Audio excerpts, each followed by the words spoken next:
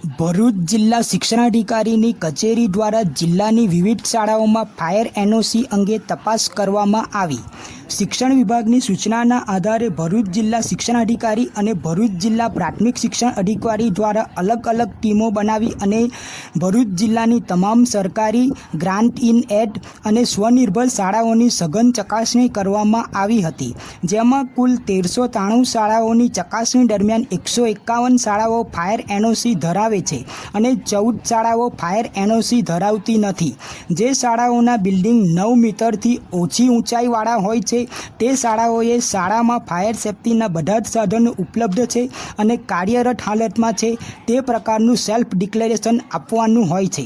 ભરૂચ જિલ્લાની 1072 શાળાઓએ આ પ્રકારનું સેલ્ફ ડિક્લેરેશન આપ્યું છે, જ્યારે 136 શાળાઓએ સેલ્ફ ડિક્લેરેશન આપ્યું નથી। જે શાળાઓમાં ફાયર એનઓસી નથી કે જે શાળાઓએ સેલ્ફ ડિક્લેરેશન આપ્યું નથી તે શાળાઓને સૂચના આપી અને સત્વરે ફાયર એનઓસી અંગે કાર્યવાહી કરવા અને ઓફિસમાં સેલ્ફ ડિક્લેરેશન રજૂ કરવા માટે કડક સૂચના આપી દેવામાં આવી છે। Reporting by Ketan Mehta, Bharuch.